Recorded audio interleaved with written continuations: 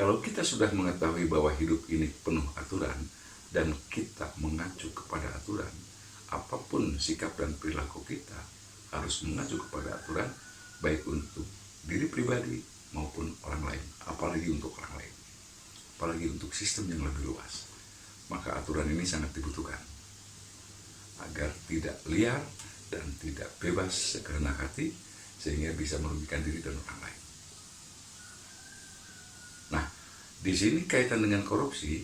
Korupsi adalah perbuatan yang tidak sesuai aturan, tidak sesuai dengan akal sehat. Oleh karena itulah bahwa korupsi adalah musuh kita bersama yang harus kita kendalikan, harus kita lawan. Tak bisa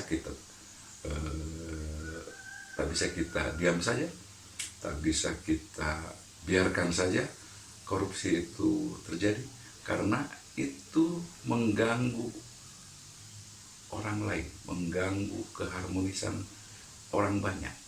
Seperti halnya sebuah gitar, apabila satu nada yang sumbang, maka ini akan mengganggu keseluruhan. Apalagi jika ada dua nada yang sumbang.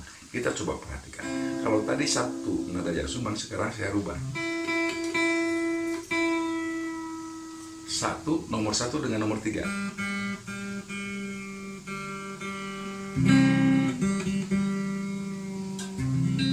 Nah, ini kita mainkan dan kita menggunakan ilmu yang ada, yang telah kita ketahui dari sekolah-sekolah maupun dari acuan-acuan ilmu yang benar. Saya mainkan chord C itu seperti ini. Tapi ketika di sini ada senarnya tidak sesuai aturan, ada yang sumbang dua nada, maka hasilnya seperti ini.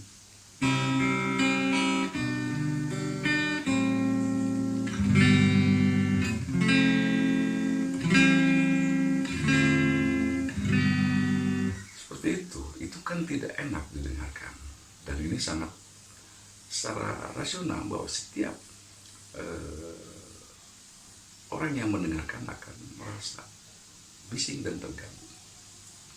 Dan secara rasional pula, siapapun yang mendengar musik seperti ini pasti akan segera ingin memperbaiki atau setidaknya mematikan suaranya agar tidak terdengar karena bising.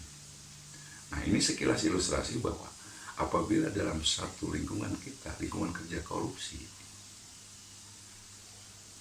maka ini merusak keharmonisan secara keseluruhan. Nah, oknum koruptor ini yang harus diperbaiki. Kalau sulit, ya dikeluarkan seperti itu. Atau dibina.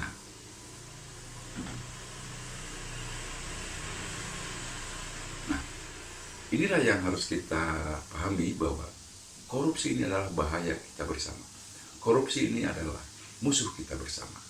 Karena dampak buruknya bisa sampai kepada setiap orang yang ada di lingkungan tersebut. Artinya bahwa korupsi itu harus dilawan. Seperti halnya senar ini harus diperbaiki kalau ingin menciptakan nada musik yang bagus. Tidak bisa dipaksakan. Kalau kita tetap dengan kondisi seperti ini, kita akan kesulitan membuat chord. Harus seperti apa? Agar suasananya, hasil yang dihasilkan adalah harmonis. Berarti kita merubah sistem pendidikan, sistem keilmuan. Artinya di perguruan tinggi ataupun di sekolah-sekolah, kita harus membuat chord ataupun ilmu-ilmu musik yang baru. Cara memegang gitar harus berbeda, disesuaikan dengan sistem korup itu. Nah, ini kan tidak mungkin, sangat tidak mungkin. Artinya tetap acuan itu harus acuan yang benar, dan kita masuk kepada wilayah atau terjun ke lapangan itu, lapanganlah yang harus diperbaiki, harus di stem dulu oleh kita. Diperbaiki dulu. Nah, ketika chord ini, gitar ini, senar-senarnya palas, maka yang pertama langkahnya adalah memperbaiki senar dulu. Untuk memperbaiki senar, tentu kita butuh pengetahuan. Bagaimana agar senar ini bisa diperbaiki. Kalau tidak tahu cara memperbaikinya, jelas ini akan kesulitan. Dan bahkan kita tidak tahu apakah senar ini polos atau tidak. Seperti itu.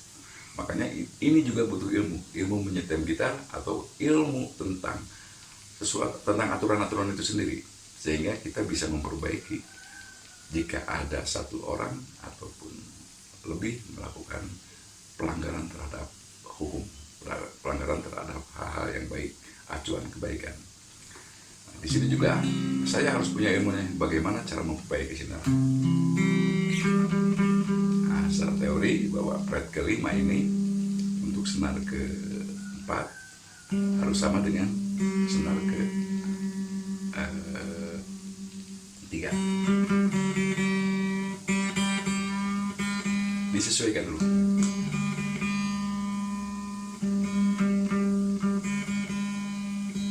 Kemudian nomor 1 itu samanya dengan fret ke 5 senar kedua. Ini harus sama. Beda. Sama nggak? Beda.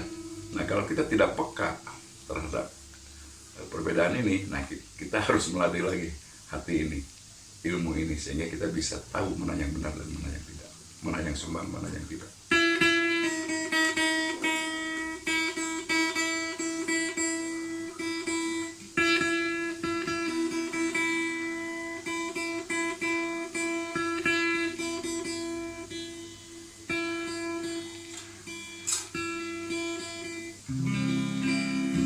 Setelah ini selesai, baru kita bisa bermain musik, berkreativitas. Jika kita masuk ke lingkungan kerja dan kita menemukan hal-hal seperti itu, maka kita harus melakukannya sendiri dulu, artinya menyetem dulu diri kita. Apakah kita sudah benar seteman kita dengan aturan yang berlaku ataukah tidak. Jangan sampai kita bekerja itu hanya untuk mencari uang saja. Jadi bagaimana mungkin kita bisa bekerja kalau steman yang di dalam pekerjaan itu tidak benar, sumbang, banyak yang sumbangnya. Tentu saja kita nggak akan bisa bekerja, kecuali kita larut dan ikut serta dengan mereka, dan jadilah kita sebagai koruptor. Nah, oleh karena itu, ketika kita masuk ke lingkungan kerja, dan ini merupakan niat kerja kita adalah tidak hanya bekerja mencari uang, tidak hanya bekerja untuk memberikan kemampuan kita dalam bidang akademis, tetapi kita pun harus berniat bahwa kita bekerja itu dalam rangka berbuat baik, dan apabila ada kejahatan ataupun ada hal yang tidak sesuai aturan, kita punya tanggung jawab untuk memperbaikinya dengan cara-cara yang bijak tentunya. Mari kita bersama-sama